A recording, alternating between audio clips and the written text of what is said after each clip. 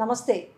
Senior leader Ponnala Lakshmaiah గారు మనతో ఉన్నారు. తెలంగాణ రాజకీయాల్లో ఎందుకు ఇంత త్వరగా కాంగ్రెస్ ప్రభుత్వం పైన వ్యతిరేకత వచ్చింది? అన్ని వర్గాల వాళ్ళు రోడ్లపైకి వచ్చి నిరసనలు చేస్తున్న పరిస్థితి ఎందుకు వచ్చింది? ఎందుకంటే గతంలో మేము పాలించినాము, తెలంగాణ ఇంకా అద్భుతంగా తీర్చిదిద్దామని చెప్తున్న నేపథ్యంలో కానీ అప్రతిష్ట పాలే ఎక్కువగా కనిపిస్తుంది. ఈ వ్యవహారాలంటికి అసలు కారణం ఏంది? సో దీని గురించి డీప్ డిస్కస్ చేద్దాం. మనతో ఉన్నారు పొన్నాల లక్ష్మయ్య గారు. సార్ నమస్తే. సార్ నమస్కారం. అధికారంలోకి వచ్చాక 8 నెలలు ఎందుకు అసలు అంటే మార్పు కోరుకుందామనేసి తెలంగాణ ప్రజలు అనుకున్నారు. ఒక 1.8% తేడాతోటి వాళ్ళు విజయం సాధించారు. వచ్చిన అవకాశాన్ని సద్వినియోగం చేసుకోకుండా ప్రజల మన్ననలు ఎందుకు పొందలేకపోతున్నారు? అంటే మేము 10 ఏళ్ళు ఉంటామని డాంబికంగా చెప్తున్నారు, కానీ ఆ 10 ఏళ్ళు ఉండాలంటే ప్రజలు కూడా యాక్సెప్టెన్సీ ఉండాలి కదా. ఎందుకు ఈ పరిస్థితి? కారణానికి చిత్తశుద్ధి లేకనా, అవగాహన లేకనా, లేదంటే అహంకారం అనుకోవాలి, ఏమనుకోవాలి? అన్నీ మీరే అంటున్నారు కదా, అన్నీ మీరే చూసి జనం అంటున్నారు అని అంటున్నారు కదా. మేము జనంలో ఉండేవాళ్ళం, జనం కోసం పనిచేసేవాళ్ళం, రాజకీయాలే జనం కోసం అని భావించేవాళ్ళం. రాజకీయాల ద్వారా మరింత మెరుగైన జీవన ప్రమాణాలు తీసుకురావడానికి చేసే ప్రక్రియలో ఎన్నికలు, అవకాశం, ప్రజల మద్దతు ఇవి చూస్తూ ఉన్నాం. సరే, ప్రజలు ఏ కోణంలో ఆలోచించి అవకాశం ఇచ్చినా తేడా మాత్రం 1.8% డిఫరెన్స్. సరే, ఆ కొద్ది తేడాతోటి అధికారంలోకి వచ్చారు. అధికారంలోకి వచ్చే ముందు ప్రజల ముందు ఏం మాట్లాడారు, అధికారంలోకి వచ్చిన తర్వాత ఏం చేస్తున్నారనేదే విశ్లేషణ మీరు చెప్పిన ఇంట్రడక్టరీ దాంట్లోనే కనబడుతూ ఉంది. మీ ఏ విషయమైనా తీసుకోండి, అధికారం రావడానికి ఏదైనా చెప్పొచ్చు అనే మాట మనసులో పెట్టుకొని ఏదైనా చెప్దామనే అన్నీ చెప్పారు. ఏది 6, 5, 420, ఆ 420 ఎట్లా వచ్చిందో నాకు తెలియదు.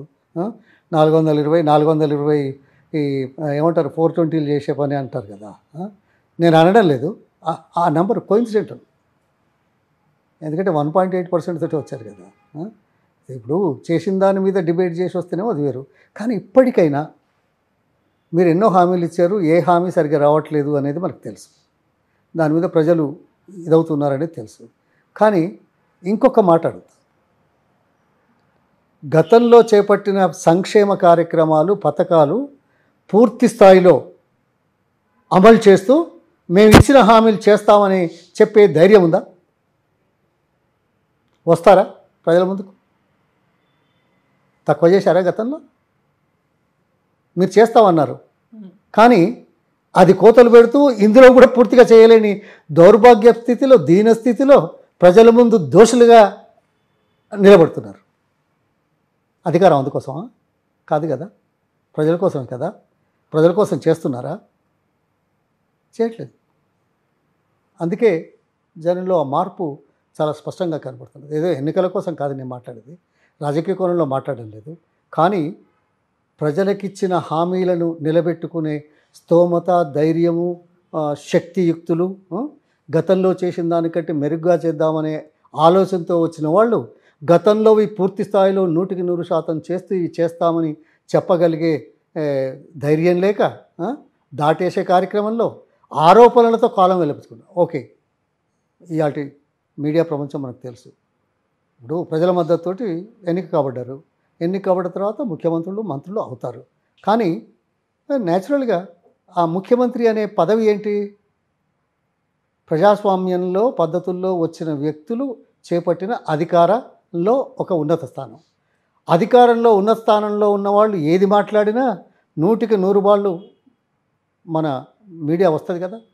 అంటే దాన్ని, ఈ అవకాశాన్ని, ఈ పదవిని, ఈ అధికారాన్ని అండగా పెట్టుకొని ఆరోపణలతోటి వాస్తవాలకు దూరంగా ఇచ్చిన హామీలు నెరవేర్చే సమస్య చర్చించబడకుండా ప్రతిపక్షాల మీద ఆరోపణలతోటి కాలం గడుపుతున్నారు. ఎందుకంటే ఆయన మాట్లాడుతూ వచ్చేస్తుంది. ఇప్పుడు నేను మాట్లాడుతూ వస్తుందా? ఎక్కడో చిన్నగా వస్తే రావచ్చు, అది కూడా రావడం కష్టమే.